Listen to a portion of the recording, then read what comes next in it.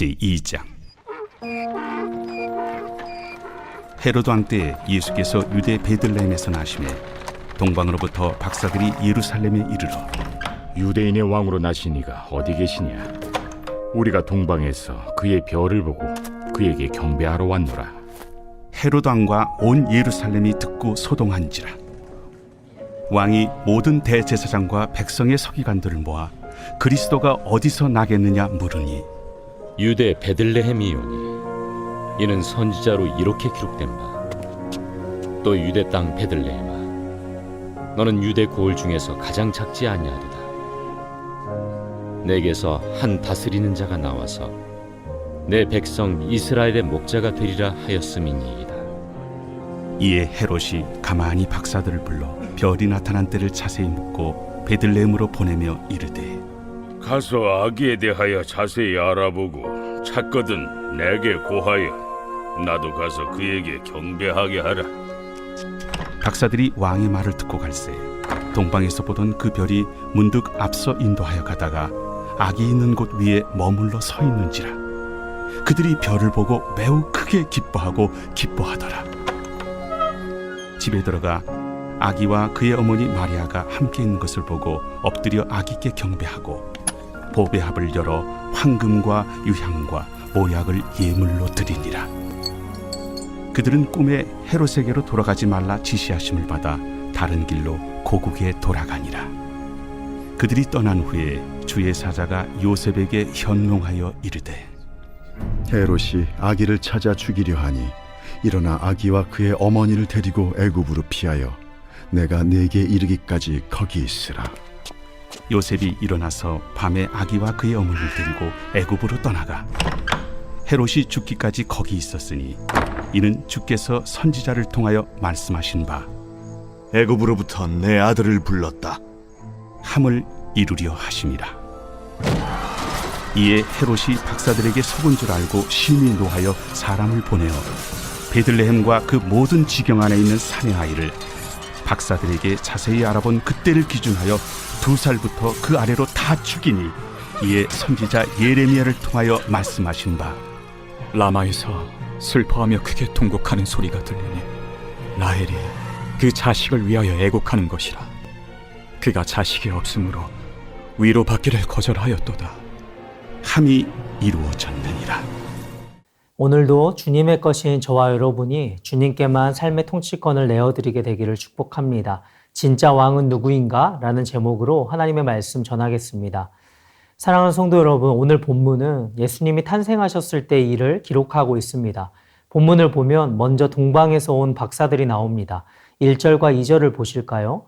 헤롯 왕 때에 예수께서 유대 베들레헴에서 나심에 동방으로부터 박사들이 예루살렘에 이르러 말하되 유대인의 왕으로 나신 이가 어디 계시냐? 우리가 동방에서 그의 별을 보고 그에게 경배하러 왔노라 하니. 별빛을 관측하던 이 사람들 어느 날 특이한 별을 보고 왕이 탄생했다는 사실을 확신하게 됩니다. 그러면서 왕의 탄생을 직접 확인하고 경배하기 위해 길을 떠나 예루살렘에 이르게 된 것입니다. 이들은 성경을 잘 알지 못했기 때문에 왕이라면 예루살렘에서 태어났을 것이라는 추측 속에 왔습니다. 왕의 탄생을 믿은 이들이 2절에 유대인의 왕으로 나신 이가 어디 계시냐라고 말하죠. 여기 동방박사들은 유대인의 왕이라고 했지만 사실 그리스도는 유대인의 왕이 아니라 왕 중의 왕이신 온 세상을 다스리실 왕이시죠. 여기서 놓치지 않아야 할 것은 동방박사들, 이 사람들은 이방인이었다는 사실입니다. 마태가 의도적으로 그리스도의 탄생에 이방인들을 끌어놓고 있습니다. 우리 주님의 오심이 유대 민족에만 속한 것이 아니다라는 것을 암시하는 것입니다. 그러한 의미에서 마태는 동방박사들을 가장 먼저 배치하고 있습니다.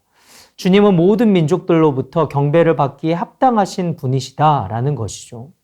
여러분, 동방박사들이 아기 예수를 찾아온 것, 그분을 경배하기 위해서였습니다. 그런데 그 당시 낙타를 교통수단으로 삼아 그 멀고 먼 길을 별을 따라서 찾아왔다면 상당한 희생이 뒤따르지 않았을까요? 오늘 우리 또한 이렇게 주님을 간절히 찾고 만나고자 하는 갈망이 있습니까? 은혜를 사모하는 사람들은 거리에 구애받지 않는 걸 우리가 보는데 이들 역시 주님을 만날 수만 있다면 그 많은 대가를 지불해도 그들에겐 충분히 보상이 되고도 남을 것이었습니다.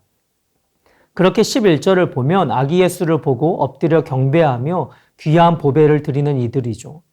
예루살렘에 이르러 헤롯 왕 앞에 선 동방 박사들이 묻습니다. 2절 상반절에 유대인의 왕으로 나신 이가 어디 계시냐 그랬더니 그때 무슨 일이 일어났는지 3절은 이렇게 말씀합니다. 우리 3절을 한 목소리로 읽겠습니다. 헤롯 왕과 온 예루살렘이 듣고 소동한지라. 사랑하는 성도 여러분, 왕궁에 가서 왕이 어디 계시냐 하고 물으면 지금 왕위에 앉아있는 사람은 놀랄 수밖에 없죠. 아니 내가 왕인데 무슨 왕이 태어났다는 말인가 하지 않겠습니까? 더욱이 그럴 수밖에 없었던 것이 지금 유대 왕으로 앉아있는 이 헤롯은 에돔 출신의 사람으로서 로마와의 관계 속에서 정치적인 수완으로 자리를 지키고 있습니다. 하지만 언제 어떻게 될지 모르는 매우 불안한 왕이었습니다. 사생활이 문란하고 극도로 부도덕했을 뿐만이 아니라 유대 사회에서 언제든 폭동이 일어날 가능성을 마주하는데 유대인의 왕이 태어났다라는 말은 그의 내면을 흔들어 놓기에 충분했던 것입니다. 헤롯 왕은 궁금한 나머지 대제사장과 서기관, 종교 지도자들을 불러서 만일 메시아가 태어난다면 어디서 나겠느냐라고 물었습니다. 5절과 6절을 보면 이르되 유대 베들레헴이오니 이는 선지자로 이렇게 기록된 바 또 유대 땅 베들레헴아 너는 유대 고을 중에서 가장 작지 아니하도다. 내게서 한 다스리는 자가 나와서 내 백성 이스라엘의 목자가 되리라 하였음이니이다. 아멘. 메시아가 오실 것에 대해 늘 연구하던 이들은 어렵지 않게 미가서 5장 2절을 찾아 정확하게 답했습니다. 이에 동방 박사들은 베들레헴으로 가서 아기 예수를 만나 경배를 드렸고 그 소식을 듣고 바람 앞에 흔들리는 촛불 같았던 이 헤롯 왕은 두려움을 이기지 못해 베들레헴에 사는 2살 이하의 남자 아이들을 무자비하게 죽이는 그런 살상극을 벌이는 오늘 이야기입니다. 여러분, 오늘 이야기에 등장하는 사람들을 주목해 보십시오. 왕으로 나신 분을 경배하기 위해 별빛을 따라 먼 동방에서부터 찾아온 사람들. 그렇게 여기까지 찾아왔지만 그들은 길을 잃었습니다. 결국 예루살렘으로 와서 유대인의 왕으로 나신 이가 어디 계시냐라고 물어야 했고 마침내 메시아의 예언을 찾아 베들레헴에 나신 예수님을 만납니다. 그런데 대제사장과 서기관들은 어떠했습니까? 그리스도가 어디서 나시냐는 질문에 베들레헴입니다 라고 답을 정확하게 했던 이 사람들, 그 예언이 지금 이루어지고 있는데 전혀 관심이 없습니다. 지식적으로는 그리스도가 베들레헴에서 나실 것을 아는데 지금 그분이 오실 수 있다는 사실은 믿지 않습니다. 말씀을 공부하며 진리를 연구하는데 정작 하나님에 대해서는 전혀 무관심한 직업적인 사람들이죠. 베들레헴에 나신 소식을 들었다면 마땅히 환영하고 경배를 드리러 갈 터인데 어떠한 행동도 하지 않습니다. 하나님을 알지 못하는 이방인인 동방 박사들의 모습과는 대조를 이룹니다. 귀와 눈을 닫아버린 사람들, 도무지 소망이 없습니다.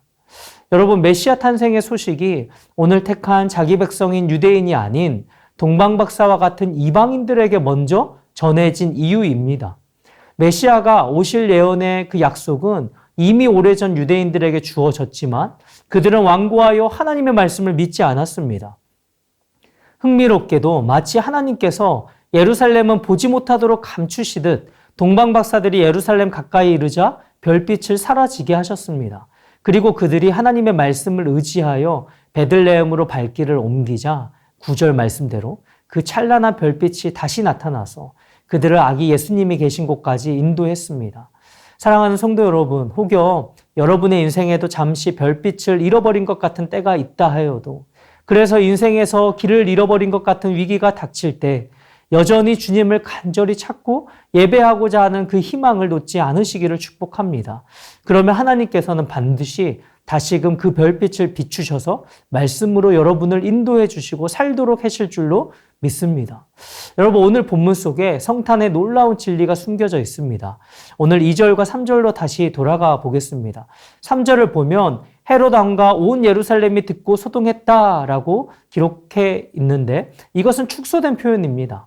현대인의 성경을 보면 헤롯 왕은 그 말을 듣고 몹시 근심하였으며 온 예루살렘도 이 소문으로 떠들썩하였다. 약간의 소동 정도가 아니라 마치 도시 전체가 벌집을 쑤셔놓은 듯한 큰 혼란이 일어났다는 것입니다. 왜 헤롯이 이렇게까지 했을까요? 왜 이런 반응이 나오는 것입니까? 그 안에 있는 두려움 때문입니다. 내가 왕이 되고 싶은데, 내가 왕이 되어야 하는데, 다른 사람이 나타나서 왕으로 자처한다면요? 여러분, 둘 중 하나는 물러나야 합니다. 왕자에는 한 사람만 앉을 수 있습니다. 그렇죠? 그러한 점에서 오늘 헤롯 왕이 보인 반응은 사실 나의 모습이고 우리 모두의 모습입니다. 내 마음대로 내 욕망을 따라 살아가는 사람들에게는 그리스도의 오심이 불편하고 당황스러운 일입니다. 진짜 왕이 오시면 가짜 왕들은 갈 곳이 없습니다. 그러니 거짓 왕들에게 그리스도의 오심은 소동을 일으키기에 충분하죠. 그래서 우리 주님이 탄생하신 밤은 고요한 밤이 아니라 알고 보면 큰 소동이 일어난 밤입니다. 겉으로 보면 유대 사회는 평화로워 보였습니다. 하지만 그 평화는 거짓 평화였습니다. 그리스도가 오심으로 거짓 평화를 흔들고 깨뜨려 놓은 것이죠. 헤롯은 죄 없는 어린 남자아이들을 다 죽이는 살상극을 벌이는데 단순히 헤롯 왕의 광분으로만 볼 수는 없습니다. 그 배후에는 어둠의 영이 있는 것이죠. 그리스도께서 오심으로 이 세상에서 가장 큰 피해를 입을 대상이 있다면 그것은 바로 마귀입니다. 사탄입니다. 그리스도가 오시면 그곳은 어디든지 소동이 벌어집니다. 그 순간부터 거대한 전쟁이 벌어집니다. 지금도 마찬가지입니다, 여러분. 이 세상은 우리 주 예수님을 환영하지 않습니다. 성탄절이 다가왔는데 성탄절을 싫어하고 심지어 크리스마스라는 단어조차 사용하기를 거부합니다. 그리스도가 오신 곳엔 늘 소동이 일어납니다.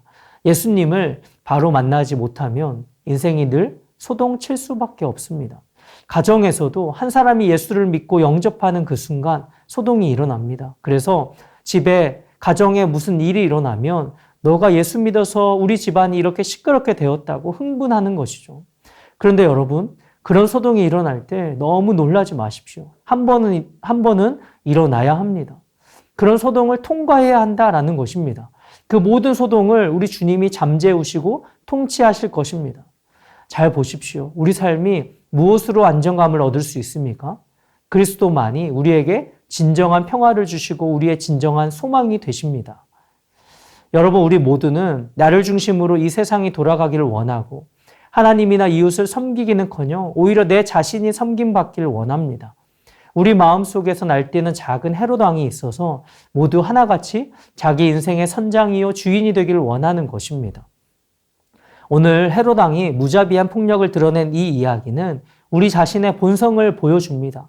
왕이 어디 계시냐? 이것이야말로 인간의 마음을 가장 소동하게 하는 질문입니다. 우리는 저마다 무슨 수를 써서라도 내 인생의 왕자를 지키려 하기 때문에 여러분, 여기서 성탄의 진리가 분명하게 드러나죠. 진짜 왕은 누구인가? 내 삶의 주인은 정말 누구신가? 예수님을 구주로 믿고 영접한 저와 여러분, 그래서 오늘도 예수님을 주님, 주인님이라고 부르며 섬기며 살아가는 우리는 어떻습니까? 내 인생의 왕, 내 삶의 주인이 정말 내가 아닌 주님이 맞으십니까? 지금 여러분의 삶의 왕자에 누가 앉아 있습니까? 내 사소한 결정 하나에도 순간순간 그때마다 그 자리에서 내려와서 주님이 앉으시도록, 주님께서 결정하고 주님께서 다스리시도록 내어드리고 있습니까? 내 삶을 주관하실 권리가 마땅히 주님께 있건만요. 왜입니까? 십자가에서 그리스도의 핏값으로 나를 사셨기 때문에 나는 주님의 것입니다. 저와 여러분의 고백이잖아요. 하지만 참되신 왕의 주권에 맞서 다른 방식으로 내 뜻을 드러내거나 그에 대한 거부감을 내 마음 깊이 감추고 있는 건 아닙니까? 사랑하는 성도 여러분, 하나님의 아들이 정말 마국간에서 태어나셨다면, 하나님이신 그분도 순종하셔서 사람이 되셔야만 했다면 우리는 이미 우리 삶을 주관할 권리를 잃어버린 사람들입니다. 예수님을 주님으로 모시고 산다고 말하면서도 내가 하나님께 순복하는 것이 아니라 한없이 하나님을 내 소원과 내 뜻에 맞추려 들고 주님의 말씀과 그 뜻 앞에 나를 조금이라도 꺾는, 분지르는 그러한 모습이 없다고 한다면 그것은 내 안에 작은 헤롯 왕이 여전히 날뛰고 있다는 반증입니다. 그래서 때마다 불쑥불쑥 튀어올라서 은근히 나를 위하면서 결국에 주님의 뜻에 불순종하는 것입니다. 내일 살펴보겠지만 주의 천사가 나타나 예수님의 나심을 전할 때 마리아가 보였던 반응이 무엇이었습니까? 누가복음 1장 38절에 주의 여종이 오니 말씀대로 내게 이루어지이다. 여러분, 명예를 중시하던 그 당시 사회 속에서 점점 배는 불러오고 비난과 함께 평생 손가락질 당할 것을 알면서도 그 길로 들어선 이 마리아를 한번 생각해 보십시오. 그는 자신의 뜻을 하나님께 맡겼습니다. 그리스도인이 된다는 것은 마리아처럼 순복한다는 뜻이죠. 내 삶에서 손을 떼야 한다는 뜻입니다. 그리고 하나님의 손에 내 자신을 드린다는 말입니다. 말씀을 맺습니다. 사랑하는 여러분, 오늘 본문 속에 숨겨진 성탄의 진리를 살펴보았습니다. 왕이 어디 계시냐? 예수님이 이 세상에 그리고 우리 인생의 진정한 왕으로 오셨습니다. 여러분은 그 주님을 진짜 왕으로, 진정한 주인으로 모시고 있습니까? 이제 우리 삶의 왕은 두 명일 수 없습니다. 둘 중 하나는 물러나야 합니다. 우리 주님이 오신 성탄을 맞으면서 내 삶 속에 주님을 주님 되게 하지 못하는 내 안에 작은 헤로당을 수시로 몰아낼 수 있기를 소원합니다. 내 삶의 아주 작은 결정에서부터 내 손을 떼고 주님께 온전히 순복함으로 진정한 왕이신 주님을 환영하고 그 주님이 마음껏 저와 여러분의 삶을 사시기를 주님의 이름으로 축복합니다. 주신 말씀 기억하며 우리 기도 제목을 함께 읽고 기도하겠습니다. 어두운 이 세상과 우리 인생의 진정한 왕으로 찾아오신 주님을 환영합니다. 왕 되신 주님을 알아보지 못하는 제 주변에 기쁜 소식을 전하는 복된 성탄 되게 하옵소서. 아멘. 주님, 제 안에 날뛰는 작은 헤로당을 수시로 몰아내기를 원합니다. 삶의 작은 결정에서부터 하나님의 손에 내어드림으로 주님께 온전히 순복하는 제 삶 되게 하옵소서. 아멘. 이번 주 금요 비전기도회에서 말씀을 전하시는 황성수 목사님에게 성령의 충만함을 주시고 우리에게 꼭 필요한 말씀을 선포하게 하소서. 온 교회가 함께 모여 말씀을 통해 은혜 받고 부르짖어 기도함으로써 개인의 변화, 가정의 변화, 교회의 변화를 경험하게 하소서. 아멘. 다 같이 기도하시겠습니다.